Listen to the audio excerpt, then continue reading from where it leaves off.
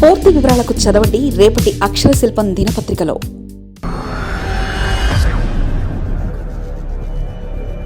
చినబాబుతో క్యాడర్కు మంచి kick.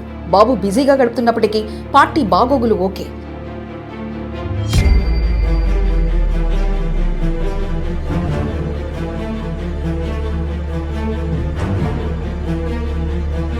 Cadre సంక్షేమానికి మొత్తం లోకేష్ పట్టించుకుంటున్నారని, ప్రత్యర్థులను తొక్కి నారతీస్తున్నారన్న సంతోషం. తెలుగు తమ్ముల్లో ఇప్పుడు ఫుల్ జోష్. తెలుగుదేశం పార్టీని 3 రకాలుగా చూడాలి. ఒకటి, ఎన్టీఆర్ హయాంలో పార్టీ ఆవిర్భావం నుంచి 1995 వరకు ఎన్టీఆర్ మాట వేదంగా ఉండేది. పార్టీ క్యాడర్కు ఆయన మాటలు పూర్తి స్థాయిలో మత్తునిచ్చేవి.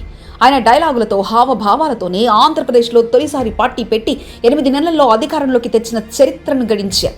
అయితే ఆ తర్వాత ఆయన శకం పూర్తయిన తర్వాత ముఖ్యమంత్రిగా చంద్రబాబు నాయుడు 1995 నుంచి వచ్చారు. చంద్రబాబు నాయుడు ఆచితూచి వ్యవహరించేవారు. అధికారంలో ఉన్నప్పుడు క్యాడర్ మనసులో ఉన్నది గుర్తించలేకపోయేవారని, అధికారం లేనప్పుడు మాత్రం ఆయనకు కార్యకర్తలు గుర్తుకొచ్చేవారని ఇప్పటికీ పార్టీలో నేతలు అంటుంటారు. 1995 నుంచి 2024 వరకు చంద్రబాబు నాయుడు ముఖ్యమంత్రిగా, పార్టీ అధినేతగా ఆయన 4 సార్లు తెలుగుదేశం పార్టీని అధికారంలోకి తెచ్చారు. చంద్రబాబు నాయుడు స్వయం శక్తితో ఎదిగిన నేత. తన వ్యూహాలు, రాజకీయ ఎత్తుగడలతో ఎన్టీఆర్ స్థాపించిన పార్టీని ఇప్పటి వరకు లాక్కొనొచ్చారంటే ఆయన శ్రమ ఫలితమే. నందమూరి వారసులకు పార్టీ చిక్కి ఉంటే ఏమైపోయి ఉండేదో తెలియదు, కానీ చంద్రబాబు చేతిలో పార్టీ 3 పువ్వులు 6 కాయలుగా వర్ధిల్లుతుందనేవారు ఇప్పటికీ సీనియర్ నేతలున్నారు. ప్రతి ఎన్నికకు తన వ్యూహాన్ని మారుస్తూ ఎక్కడ తగ్గాలో, ఎక్కడ నెగ్గాలో తెలిసిన నేత చంద్రబాబు నాయుడని వేరే చెప్పాల్సిన పనిలేదు. కానీ ఆయన సాఫ్ట్ కార్నర్ సీనియర్ నేతలకు నచ్చుతుందేమో కానీ యువ నేతలకు, క్యాడర్కు నచ్చదు.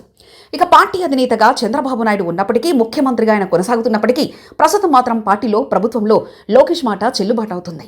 యువగలం పాదయాత్రతో కార్యకర్తల మనోభావాలను తెలుసుకున్న చిన్నబాబు అధికారంలోకి వచ్చిన తర్వాత వాటిని అమలు పరుస్తున్నారు. ముఖ్యంగా రెడ్ బుక్ నుంచి నిన్న మొన్నటి పులివెందుల, ఒట్టిమిట్ట జెడ్పీటీసీ ఉప ఎన్నిక వరకు లోకేష్ ఆదేశాలే పార్టీకి హైప్ తెచ్చాయని చెప్పాలి. గత ప్రభుత్వంలో తాము అనుభవించిన ఆవేదనను చిన్నబాబు తీర్చేస్తున్నారని క్యాడర్ ఆనందం వ్యక్తం చేస్తున్నారు.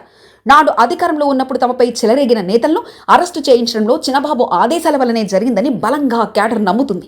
అందుకు తగ్గట్టుగానే లోకేష్ కూడా ఎక్కడికి వెళ్లినా క్యాడర్తో మమేకమవుతున్నారు.